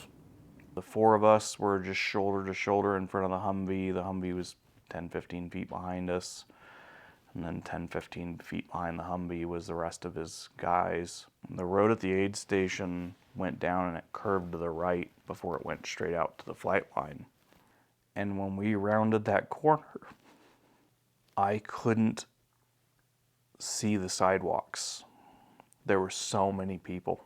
That was like freaking hard as hell to like lead that and see all the flags and all the people out there. We got probably halfway down and he couldn't call cadence anymore. He broke down and I took over calling cadence from him. After passing, I just couldn't hold it in anymore, and you know, I damn sure was crying. All of us were crying. There's no way any of us weren't. Not just because it was someone I knew and respected, but as an image, it was one of the most powerful things I've ever witnessed. Blended with the other things, it was extremely emotionally overwhelming. I put him on the helicopter, and one of the engineers went with him. One of Tim's good friends went all the way home with him. And then you have to go right back to work. And then you gotta go right back to work, you know. Because I'm sure you were on missions the next day. Oh, absolutely. It's just another fucking day. Timmy wasn't a big person. He was 5'4" and, weighed 125. But he was small, but he was mighty. First of all, who are you? I'm Timmy's mom, Patty. You're Tim's younger sister? Yes, the youngest of him and Timmy. I'm Tommy Smith, Timmy's younger brother. He grew up here in South Lake Tahoe. Born and raised, went to school there. Yeah, we all went to South Tahoe High. So they just got you like 2 years apart? Smith kids. Did you guys have a reputation? Oh yeah, because of them. How much did he tell you about that deployment? He didn't tell me a whole lot. It just was, he was bored and didn't do nothing. Oh, I'm just hanging out. I mean, he told us he worked in what are they called? The grocery store's called? Oh, the commissary. Yeah, that's basically what he told me. She sent a lot of care packages, like his Yoo-hoos. Oh my God, I'd forgotten about that. He loved his Yoo-hoos. When was the last time you talked to him? The week before I talked to him. Get off, I go, it's Timmy, I got to talk to him. I went out the back at my work. We just talked at length, but I could tell, it just seemed like something, I didn't realize it until after, but it did seem, he talked for a long time, which was unusual. Usually it was like, okay, I can only talk so long, and I was notified 7 a.m. Tuesday. I was just getting ready to go out the door for work. Somebody rang the bell on the door, when they were knocking. I'm like, who's there at 7:15? I'm like, I swear to God, I thought they were recruiters. I don't know why. I just never thought anything would happen to Timmy. I said, my son is in the Army. He's, already in the Army. And that's when they started saying, ma'am, can we come in? And sorry to inform you. And I'm like, what? No, what are you talking about? And I just freaked out. I said, what are you talking? No, he's fine. He's in the Army. He drives the safest truck. Sorry to inform you that your son, Sergeant Timothy Michael Smith, and went on. And I just freaked. I just threw my purse on the ground and say, no, get out. He's fine. He's fine. In disbelief and thinking, no, it's not my son. I was getting ready for work, and then you called me. It was like 7 a.m. Then somebody called my work and told them, what was going on. And I was actually working in a preschool, and my boss comes in and she's like, we need to go. And I'm like, where are we going? Well, we need to go to your mom's house. I'm like, why? But why though? Like, she wouldn't tell me the whole time. I remember just I grabbed my sweater and just fell to my knees because I knew. Went and sat on the couch, and I don't know, it was just a big blur. And then all of a sudden, the whole town is at our house. Well, they had made a pact with Brandon, Lauren, and Timmy. If something happens to one of us, you'll bring the And I went home, and he did that, and the Army let him do it. The Highway 50, they had the fire trucks with the ladders up with the flags, and there was so many people. They were outside, and there was big screens. Wasn't like the pastor who did the service like one of his baseball coaches? Dan Wilbers, been coach for Timmy and Tommy and Jackie. I mean, we knew him pretty well, and he did a beautiful job. And he still has a picture of Timmy in his office. He goes, "I look at it every day, Patty." I feel like I never really even thought, it never went through my head that he was going to die. Brandon and everybody was over there, and they came over to say, we got to go back because we have another one that was killed. All you guys were so caring and loving. I mean, I can't even tell you how my heart broke for you guys. And I just remember after that, we made sure Lord was never by himself. Him and Tim shared a room, and we made sure he was with us. We didn't want him alone for like the longest time. He had a lot of guilt from it, of just the fact that it was his truck. You feel like it was your truck, it should have been you in there. Your friend was in your vehicle, why wasn't it you? It's basically survivor guilt or whatever. Reisinger was the medic. Somebody came in, air was red. They said, "We have to get him to Liberty." Michael screaming the whole time at the guy. Just keep him awake. And I just hear him in my headset. And I think we did it. We got to the green. We fucking flew through that. And it was every day. We had a guy the day before die. We had a guy the day after die. It didn't stop. Yeah, we were in the center. We were in the center of it all. At least for the medical stuff. Yeah. I mean, most of the combat was happening up around the wall. And it actually got to the point where we could tell the difference between rockets and mortars impacting the FOB and IEDs blowing up outside of the FOB. All of it. In hindsight, knowing the difference between an Apache and a Black Hawk and a Chinook. I can still tell the difference. Man. Yeah, it's wild, and nobody understands it. There's one guy that he had holes, and you would know this, he had holes all over him. It was one of the few times like almost all of the medics went to dinner together. As we sat down, they called medics to the aid station. And so like the 20 of us or whatever it was just all stood up and ran for the aid station. I do remember that. Yeah, it's like, that's not good. Like it's. I want to talk about that guy we gave blood to. Oh yeah, drawing blood out of ourselves to pump into a kid so he didn't die. We only did that the one time, right? Yeah, the one time, but I think like 3 or 4 of us gave blood that day. Whole blood, direct IVs. It was the day after Tim got killed. Yep. But that was that night. We got interrupted at dinner. Sharp yelled, "Who the hell's A positive?" And I said, "I'm A positive." And Curry stripped his blouse off, and they started working on pulling a unit of blood out of him. Because I had like just come off of doing CPR on the guy. Doc Sharp turned to me and said, "Hey, go outside, see if you can find anybody else who's the same blood type." I just like ran into the hallway. Yeah. And Driscoll ran down into the building. Driscoll heard. Because he went running down the hallway towards the rest of where people slept. Yep. And I went running outside. And I went running out another direction. And so we had a line. Oh, did you? Okay, I didn't know that. And so I ran out the back door. And the reason I know it was dinner is because when I walked out, it was dark. And I couldn't see a damn thing. And I basically just yelled into the darkness. In the military, you parrot stuff that you hear called out. So they kind of took up the call, and it kind of echoed across. And these 2 guys came running across the parking lot, and both of them were the right blood type. We had a line out the door, basically. I don't know how many people lined up. We ended up pulling 3 people that were the same blood type. Okay.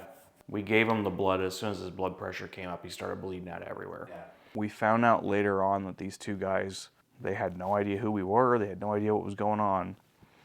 And when the call came out that we need blood, they came running. It seemed like there was a lot of people cheering for him, for our medics, for our medical staff, just like hoping that he would make it. But that was one of the rare circumstances where like the people standing outside the aid station could help.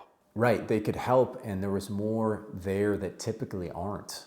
And so it's like we had this audience. We'd lost a bunch of other guys, and so it's like, can this guy make it?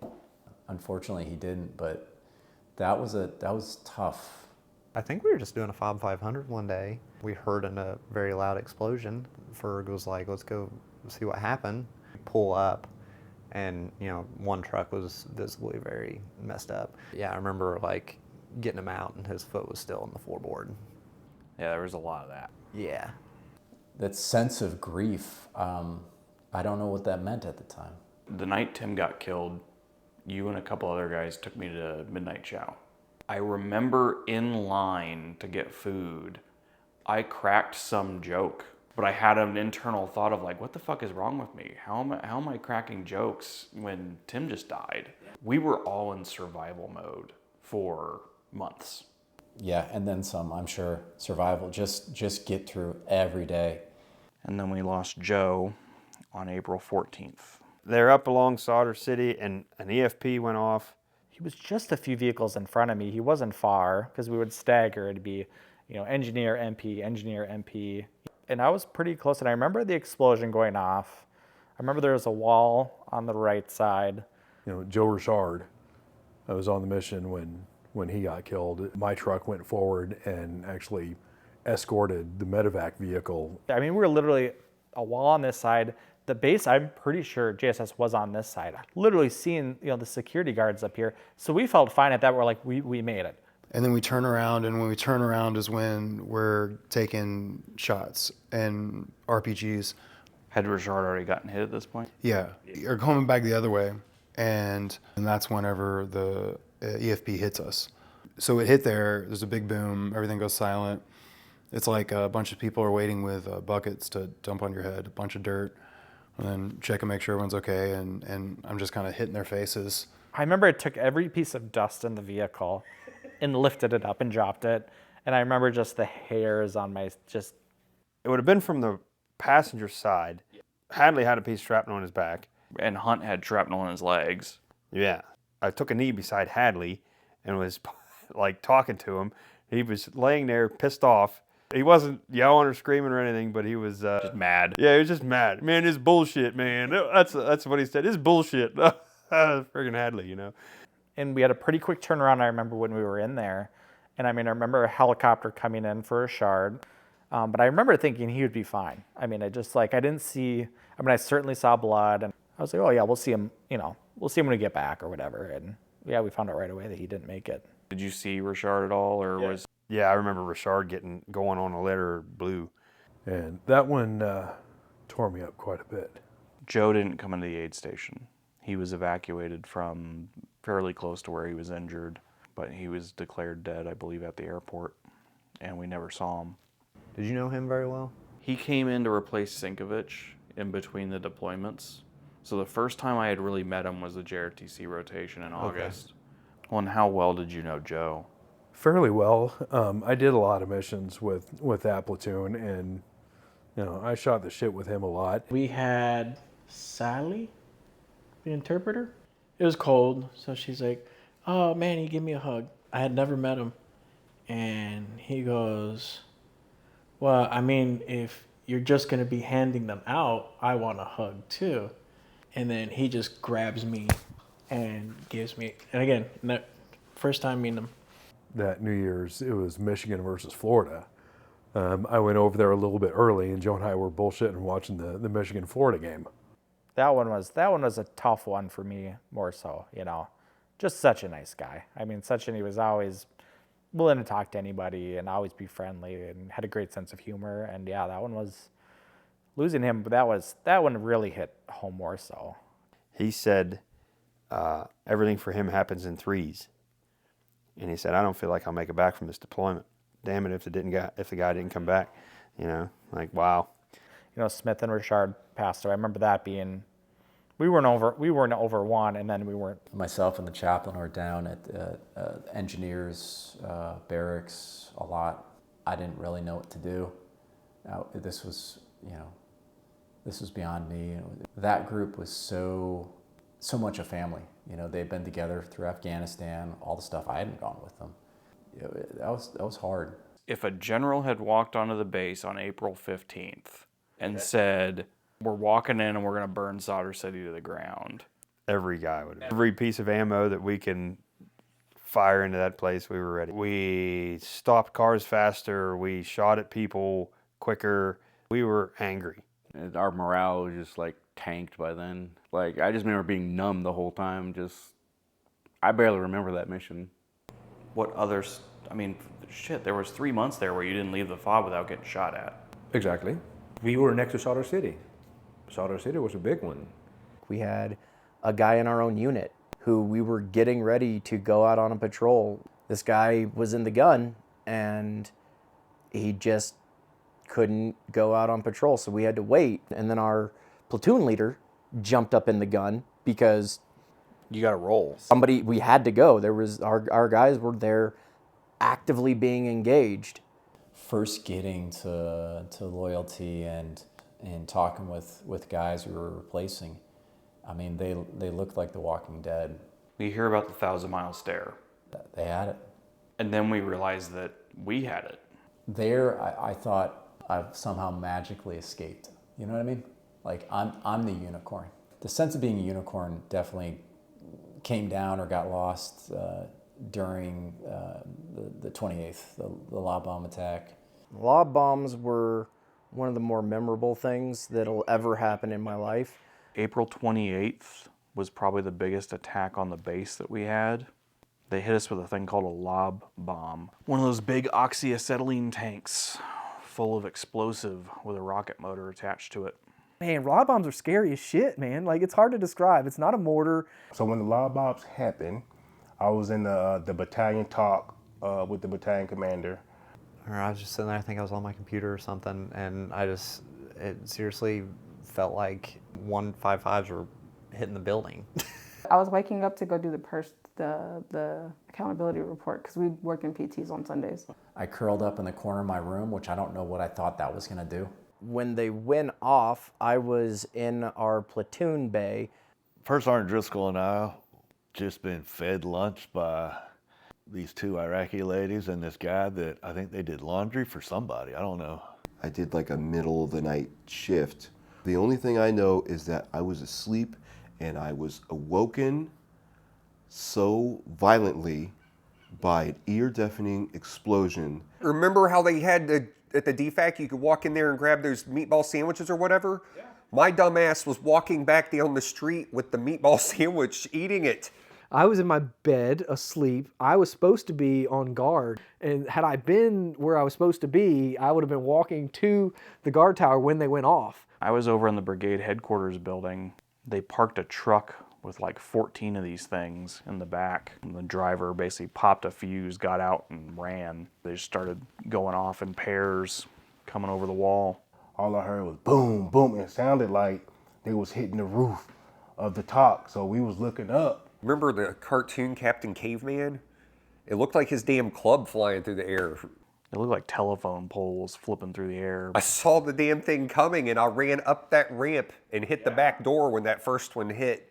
And I ran into our room and Reisinger was hiding under the bed with a Navy dude. And somebody, I think maybe second squad, was out there and they were like getting behind vehicles and stuff. We were doing a layout. Everyone runs into the building and I run that way into the truck. Yeah, that was the, oh my God, I really could, die moments. You could hear them just getting louder, the explosions, and I'm like, this is it. And then one of the other ones hit close and blew the doors in. We were all, basically on top of each other. We were heading towards the door. Just boom, and the door came off the hinge. Just, and dust is falling everywhere. It hit, and I watched the wall right there kind of flex in every time there was a major explosion like that. And I fell off, hit the fucking floor, and just curled up in a ball next to the wall and waited to die. It felt like the building was going to come down on top of us. It was so loud. One of the few times where I really kind of had time to have the thought of, I might not survive this. I cannot think of another time in my life when I was so abjectly scared. It felt like forever. Because it was like 14 of them or some damn thing. There was a lot. So when it ended, I started crawling towards the door. Driscoll said, Chapman, don't you dare go out that door. I said, it's 1 o'clock. You know somebody's hurt out there. So he's like, all right, on the count of 3, we'll go 1. And I took off on 1. And I'm running, I hear him all pissed off behind me. People were still under stuff when we got in there. Because, I mean, it had just ended. And you walk out and, you know, the doors are blown in. There's stuff all over the place. The sound stopped. We was able to go out and assess, and then that's when we found out that it was the IRAM, the lob bomb, the mortars that created craters so big, like you can fit a whole human in it. You don't even know what end is up. You have no idea. What's my name? I don't fucking know. Like, whatever. There wasn't a second thought. It was get out there, find people. I grab my my vest and my helmet and my rifle, and I run outside just carrying them with me. And I see a burning truck, and I see a big hole in a building, and I see another big hole in a building, and I'm like, holy fucking shit. And I think about, you know, how dangerous this is, and then I put on my vest and my helmet. It was all hazy in the aid station, and like my ears were ringing and my whole body hurt. Nowakowski comes in, he says something about things are on fire. Yeah, that fucking fueler right by the theater. Someone had parked the fueler next to the Connex full of ammunition that was cooking off, and so there's a mass confusion there. The MWR chick with the big tits was screaming. Stuck my head in there and I was like, are you hurt? And she was like, no. And I was like, then please shut the fuck up. And I'm barreling down the hall. People are all freaking out. I throw my door open to check on Mikey. Yeah. The Navy dude just happened to be walking in front of our building when the bomb went off, and he ran into my room. And him and Reisinger hid under his bed. And like, my head's ringing, the dust is falling, shit's clearly on fire, people are definitely hurt. But I was like, I knew you loved dick. And I was like, let's go, motherfucker. I called Mikey on the radio. Do you need me at the aid station? Because I don't know what the hell just happened, but that was bad. And he's like, we don't have patients yet, but yeah, I need you. I pretty much responded with, all right, well, if you don't see me in a few minutes, I didn't make it. And ran. Everything was on fire. I just grab my helmet and like throw it on, like don't even buckle it. So they started calling me John Wayne. We go in the ace, and I remember for hours just working on casualties and like triaging, right? Because people would just come in, we didn't know what was going on. People they were flooding in. So Curry and I and a couple other guys, we just go out and... One of the mechanics ended up moving that. Yep, got in there, got in the fueler. I think the steering wheel was melted.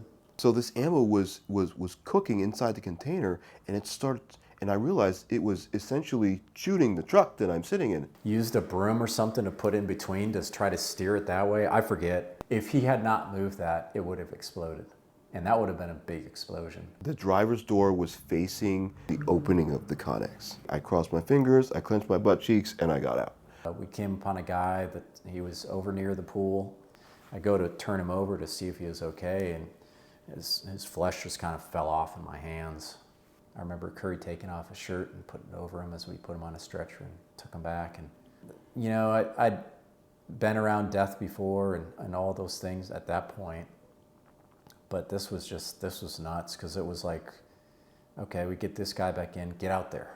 Who else can we go find? I mean, it was the worst game of hide and seek you could ever imagine. It was pandemonium. It was like little snapshots. Yes, because that's all I could remember. Yeah. They found the one guy that was like bent up under. That was the one. So I found out later on that they were trying to get him brought to the morgue, and for some reason they brought him into the aid station. Oh, okay. Because he was the one that we treated. The patients didn't come in all at once. They came in kind of in ones and twos. For some reason they had somebody on bed 1 who was like, had a concussion. And so the guy they did bring in came into bed 2, which was us. And well, we worked him pretty much until we rolled him and realized his whole back was going shredded. Worked on him for 45 minutes. He was that dude we took the saran wrap and just wrapped his whole torso because there was no way to seal it. Yeah, we did 2 chest tubes on that guy, I think. I mean, he was dead instantly, but... Oh, without a doubt. I know the names of the 3 guys who died. I don't know which one we actually treated. He had his clothes blown off of him, so I don't think they ID'd him until later on. Our brigade surgeon almost got killed in that. He was in a building that was separate from the aid station, and one of them landed like in the street right outside of it and blew his whole wall in on him. I was so astronomically close to getting hit by that one that went through Lukasic's wall. That almost smoked a couple people. He came in looking like Casper the Ghost, just covered in concrete dust, deaf as hell. And he's like, I'm okay, I can't hear, but what do you need? He was fine, other than, you know, being deaf. And he actually helped treat patients the rest of that day. Did you go in his room? Oh yeah, his wall locker saved his life. Yeah, it did. Or third one or fifth one, I don't know. They came off in pairs. I think the one that hit over by Lukasic was probably the third or fourth. Okay. The ones that killed the two guys had to be one of the first two. That day, accountability took a while. It did. A couple of us got called to go out and walk the parking lot. One of the casualties was not in. He had been blown apart. We were told to start, you know, finding pieces of the bomb, don't touch them. I think we were basically out there picking up anything we could find. And we spent probably 4 hours out in that parking lot picking up pieces of them that were generally not bigger than postage stamps. I didn't run into any of the body parts, but some of the guys, I believe it was in first squad, were over with some of the medics. I found part of his hand stuck on a fuel tank on a truck. We found one of his boots with his foot still in it. I think that was the biggest part of him that we found. We started getting concerned because we were finding a lot of pieces. I called the first sergeant and asked him to confirm whether or not we had a roll call on everybody on the base, because we were finding so many body parts that we were concerned there was another person out there that we didn't know about. Yeah, we had to do a dust one, so that was like, well, once I think it came from the medics or somebody declared it a mass cal, then we had to do the dust one as part of the battle drill, basically. Oh, just because we didn't know where everybody was yet. Because once you declared it a mass cal, then it took, yeah. Whoever created that monstrosity was a MacGyver. Like, it's just a propane tank, but they filled it full of garbage and then explosives. But who thinks to do stuff like that? I know, right? Like, do they just sit down and be like, we're going to do this? That Connex was on fire next to the theater because we were out there trying to pick up body parts at that point. Like 203 rounds and 50 cals and stuff were cooking off in that. Yep, sure. I remember that. Sure did. I wasn't in the FOB that day. When we came back and found out what had happened, it was going into my room and some of my stuff was on the ground. The FOB had been hit with rockets and stuff before. But not to that degree. I don't know that anybody had been even seriously injured by one yet. No. They had that video up like an hour after it was done. Yeah. Music, the little emblem. Oh, yeah. Mm-hmm. It's on YouTube. I think they were aiming for the chow hall. Oh, exactly. At the end of the day, we only treated 18 people, I remember. It was 3 dead and 15 injured. Yeah, no, that was definitely, that would be the single shittiest day for sure. That was a bad day. That was probably the only time on the FOB where I thought I was going to die. Yeah, on the FOB. Because I did missions pretty regularly, and you always had that kind of thought in your back of your head. Oh yeah, it was always there. Like I never left without thinking like today's gonna be the day. I still feel bad about this because our sleep schedule is so messed up. So I had gone to the aid station for something related to sleep. Later that evening, I don't remember what they gave me. I walk out and the body bags are lined up against the wall. Here I am complaining about sleeping. These guys are literally laying right there, and I didn't realize it. That was life at that point. Correct. You just get used to it. Everybody in the aid station was just a zombie. I remember, being in the aid station, and there's a guy that comes in, and I just remember him as the faceless man. We treated a guy named Hunter Levine. He took a rocket-propelled grenade to the face.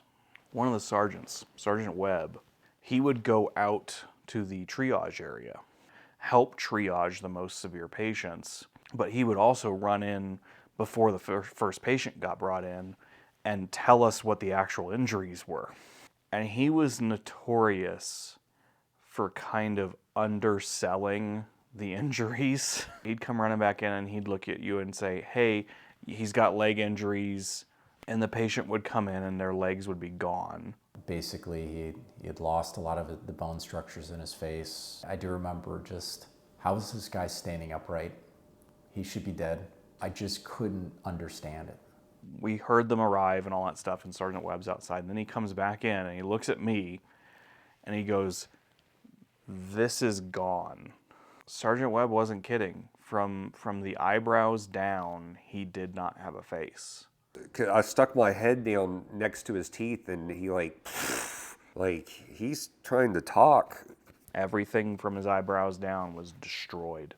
His skin of his face, it had gotten split all the way down here, and it was just hanging on from the one side here. And so all the skin was just kind of over on his shoulder. I mean, his eyebrows, his lips, like everything was still there. It was just in the wrong place. And all the bone underneath was crushed. How does it feel mentally when you're treating a patient like that? It's very much tunnel vision, kind of going back to that, like the training kind of taking over thing. I remember when he first came in, I couldn't figure out where his mouth was. It took me spotting his tongue to figure out where his airway was, just so I could like suction. And I took a big thing of gauze and kind of put it over where his eyes would have been. And all of a sudden he asked me, "Why can't I see?" He said it loud enough that the entire aid station heard him. Kind of froze for a minute, because I think it was the first time everybody else realized that he's conscious.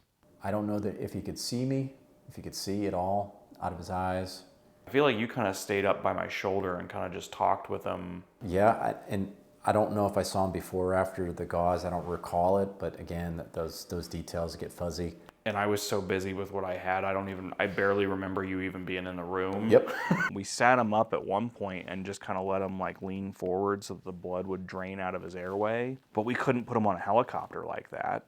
And so we were talking to the doc, and it's just like, "Sir, I can't control his airway. We need to knock him out and intubate him." We told him everything that was going on. You know, we were talking to him the whole time. And so they did. The brigade surgeon, it's called a RSI, or rapid sequence intubation, and basically you sedate them. We got him intubated. That was a bit of a thing because his jaw was shattered, and so that was very challenging for the brigade surgeon, but he got him intubated first try. So basically now I became the person breathing for him. On the way out to the helicopter, one of the litter bearers tripped, and we dropped him.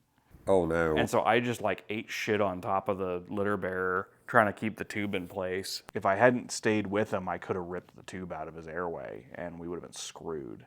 He probably would have died. I had the crike kit in my pocket.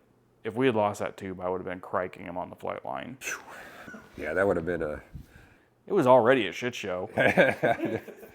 Yeah, really can't get much worse, can it? And got him on the helicopter and got him the hell out of there. After we took him to the flight line, we had to reset the aid station because we didn't know if we were going to get another patient the next hour. That kid breathing on me was... And we walked in the building and he stopped me. He's like, "Doc, you can't go into the aid station right now. You need to go take a shower." I'm like, "What do you mean?" He's like, "You have blood on your back." Yeah. Like I was covered in blood from this guy. Did like 65 reconstructive surgeries, but he lived. We had that like month where it felt like we didn't save anybody. Yeah, there were some rough spots. Because like the face guy was one of the first wins that we had. Morale in the aid station was shit. Like we were just getting our asses kicked. Now, did he live? I thought he lived. I knew we sent him off alive, but I always thought he died after that. I was like, there's no way he lived. And then the next day, Nate Hunt from the engineers got hit and lost both his legs. I was TCing in the passenger seat of a gun truck. First to get up there once I got hit. Doc Noy met me there at the ladder. He'd climb a 8-foot ladder to get up into this stupid truck. Doc went up first and I struggled to get the damn... Medic's bags are heavy as shit, by the way. I tried to launch it up onto the back of this Buffalo. And I can throw a freaking hay bale up over a hay wagon, but I couldn't get that. I had shit hanging off me everywhere. 2 tries of trying to get that bag launched up onto the back of the Buffalo. So I had to reset a little bit and then climb up. But as we got up in there, opened the door and everyone was gagging, and I couldn't see a thing. Smoke rolled out and the truck's on fire. I just yelled, "Open the hatches." I remember hearing someone yell, "Hunt's down." They already had tourniquets on them by that point. Yeah. That was the thing they did really well. His one leg was off and the other was hanging there. I remember I grabbed a hold of his shirt, like his shirt collar and his belt. Man's pretty light with no legs, I guess. I don't know. Or adrenaline. I sailed out of there with him. He was yelling at me. got him out to the back, and the rest of the medevac end of it was doing their thing. And when I sat him on the edge of the Buffalo, he did not like that. And then off he went. Once we get the patient loaded, then we're fucking off. I came back to the FOB with him. I remember doing that. I might have been part of that security at the time. They might have just grabbed whoever was right there. You know, we're calling BDOC, letting them know, hey, we're coming in. This is the gate we're coming in. It better be open when we get there. Yeah. Which I don't believe was ever an issue. Wasn't an issue. There was a close call. That gate would have gone bye-bye. It would have absolutely gone bye-bye. I remember grabbing the litter out of the truck and then having to place the subject's legs like around him because they were detached, and all of that had to go into the aid station. I remember him talking, him saying, and one of us saying to him, hey, you're gonna be okay, it's gonna be okay. And he was completely conscious. He came in, we were still on bed 1. I basically talked to him for, 20 minutes while they were working on him. We were able to get a helicopter there and get him evacuated. He came in conscious, he had tourniquets on, we gave him pain medicines and some stuff like that, got him out of there as quick as we could, and he's fine. He lives down in Texas. That was the talk for the whole next few days. I was like, shit, guy went out, got hit, got lucky, I guess, went out the next week, and boom. We had a choice, right, for R&R where we went. Flew in, saw my girlfriend at the time, and then I drove to San Antonio. And I saw Hunt, drugged up, but he was alive. I spent just a few hours with him. I don't know if it was meaningful to him. For me, it was meaningful.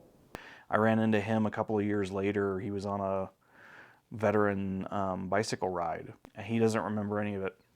He remembers vaguely getting hit, and then he was in Germany is the next thing he remembers. And to be honest, I'm glad. He doesn't need to remember that stuff. There was nothing good about it.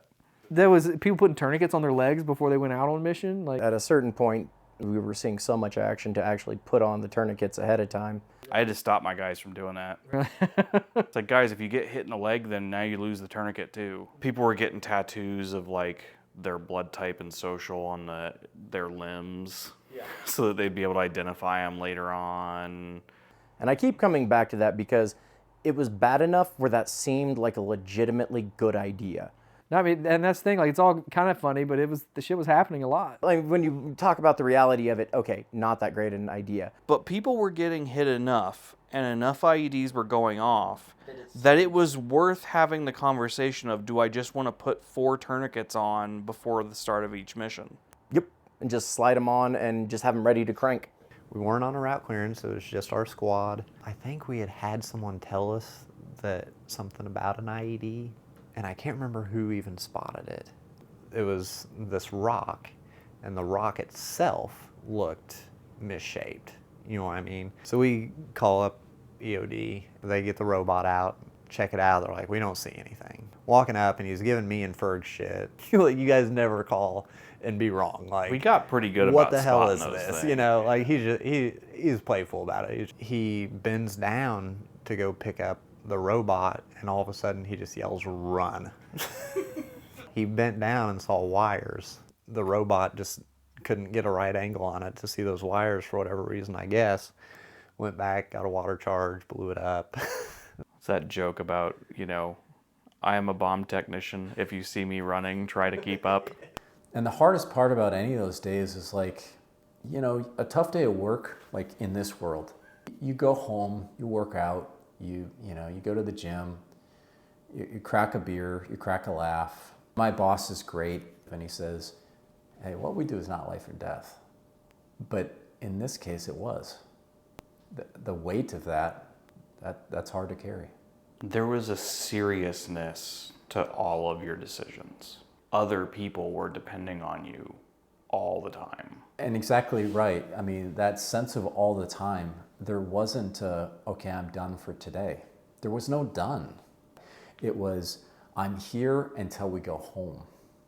I was never worried. I always felt like I was going to make it back home. But that month, I definitely was, I could see the world that I didn't make it back. Yeah. I got into the habit fairly quickly to where I would get food from the chow hall and bring it back to the aid station. And so I was across the hallway Seagroves and I heard a commotion and walked over, and there's a dude on bed 1 with no foot and a dude on bed 2 who looked like Carrie. I could not tell you what color his skin was. He was covered in so much blood and no one treating them. And so I was the one who yelled into the hallway, medics to the aid station, then hit the panic button on the phone. It was Sergeant Seagroves. He was the other guy in there. I'm like, where the hell did these guys come from? He's like, I have no idea. Well, that was a weird one for the aid station because we had no warning they were coming in. We had patients before we even knew anybody had been hurt. They just kind of showed up. And Seagroves took bed 2 and I took bed 1. We both just kind of looked at each other and it's like, you take him, I'll take him, do what you can until we get more help. We're talking back and forth of like, what do you got? And Seagroves like, I don't even know. I can't find anything wrong with him. Honestly, his patient looked worse. I have never in my life seen someone that bloody. And my guy, turned out to be the gunner, had both of his legs were broken quite badly, but he was missing his right foot. It was still there, but it wasn't there, if you know what I mean. And he was awake, he was conscious and stuff, so I was talking to him while I was trying to work on tourniquets and stuff until we got more help. The guy on bed 2 was uninjured. Passenger behind the TC was the contractor who was just covered in blood. Yes, that was sitting on our aid station in fucking shock. And so it killed the front passenger, killed the driver, took the foot off of the gunner. The guy sitting in the back seat was fine, other than the fact that he was covered with the other 2 guys. And then we got the call that they were bringing the vehicle in because they couldn't get the bodies out. And they sent 4 or 5 of us out. I feel like Seagroves climbed in through the gunner turret and opened and did the combat lock. And then one of the doors they had to pop with the winch, and it was bad. It was nasty. It was like 110. Like I remember sticking my head in the back of that Humvee. Of the times that I've ever seen for Sergeant Driscoll seem like a human, meaning, you know, he always felt superhuman to me. Tough guy, super intelligent, demanded excellence from everybody. Tough love, but like he loved you. You know, we were trying to get this guy out, right? And he got in there, and I remember him coming out with just blood down his front. I remember not trying to push too hard to see anything, you know. I wanted to give you guys space, you know, let you do your thing. I remember Curry asked for a knife. I had a knife and I gave it to him. I saw a split second of that. That was about as much as I felt I needed to see. And so we're just dripping sweat. You know, there was a few times I had to lift my arms up with my glove to let the water drain out of my latex gloves. And one of the slugs from the EFP had basically taken the back of his head off. And so we were able to get his body out pretty easily. The TC, the troop commander, the front right passenger, is the commander of the vehicle typically. He was everywhere. I think I remember him just losing his lunch all over the place. He looked different. Because that poor kid the dude that was sitting in the aid station had brain matter all over his face. And everything else.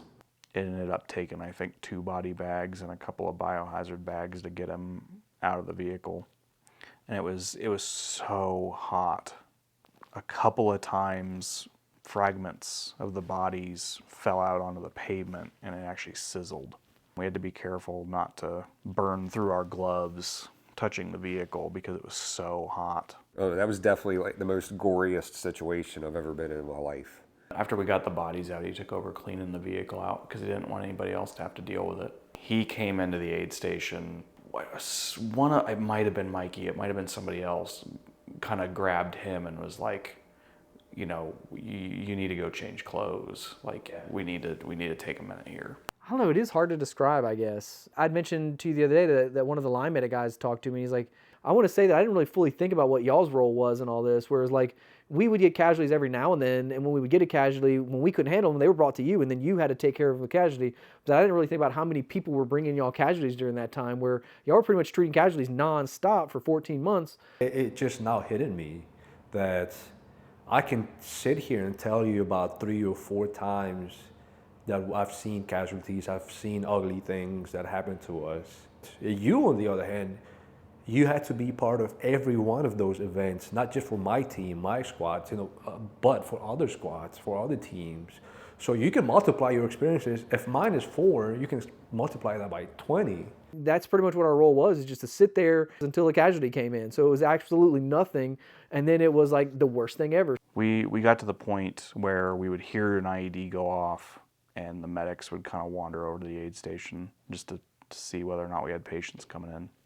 And it didn't come away. It didn't stop. I remember by the end of September, I was actively telling Jesse before every platoon or every time we went out that like I wasn't feeling it, man. Like I was relatively certain the next time something happened, I was going to eat it. Yeah, it started slowing down after a while, but we were still finding like that's when we had Selco. Kraft was in the Husky for a little bit too. We were clearing a route, and there was like a colonel or something was behind us, and he didn't want to wait. Instead of waiting for us to clear the route, he went around us and got hit. That was the thing I think you guys were great at. Yes, there was times you got blown up and vehicles would get hit or whatever, but you were finding the majority of them. Yeah. There was a couple other route clearance teams where it didn't seem like they were finding the majority of them. They were being found. Yeah, they were detonating on them. I remember one find that we did. It was this big cinder block-ish looking thing in the middle of the road. There was like an IP checkpoint like just right past it. We knew for sure it was an IED. Kraft's like, hey, this IP keeps walking towards it. We're like, what are you talking about? Like, get him to stop. We're like, we open up the little hatch, like, hey, what are you doing? Like, he just kind of did this, like, no, it's nothing, it's nothing. Picked it up, threw it on the ground. It broke open. You saw the EFP and all the components inside. And while he's walking up to it, we hear Kraft, we're like, this guy's about to die. He just took off running right after that. I feel like Tim found like 50 or something before he was high. Him and Lord were high up there when it came to finds. Tim was definitely number 1. I think at one point him and Aceron were racing to see who could find more, and then he just like at one point he just blew him away with like just find after find after find after find after find. It's just like that was really the last like major thing you guys had, wasn't it?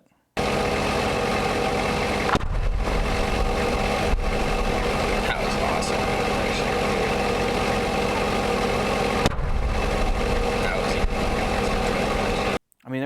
There was stuff going on, but explosions happening here and there and near misses here and there, but nothing. Nobody else ever got hurt. And no more injuries, yeah. One of the moments that really stays with me had nothing to do with war at all, really. I spent the night sitting in the observation tower overlooking the LZ. The sun started rising. I'm standing there. It's dead quiet.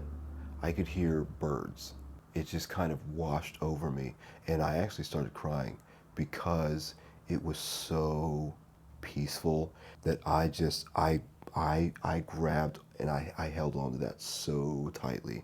I have shrapnel from that IED, from that EFP. Taught elementary school and high school and as a counselor and all those roles, especially as an elementary school teacher and as a school counselor. It's, to have that in my office, but it is a good reminder. So I've always kept that in my desk. It got better. June, July, things started to slow down a little bit. That was Iraq for us, but it was bad. Our soldiers are really making a difference here, and just so proud, so humbled, truly honored to be with them each and every day. As I look at them as my sons and daughters, as my brothers and sisters, as we're in this together. And so proud of today, being a veteran and serving our country, standing up and being counted. We are veterans, and a veteran is simply someone who made a decision at one point in their life to write out a blank check made payable to the United States of America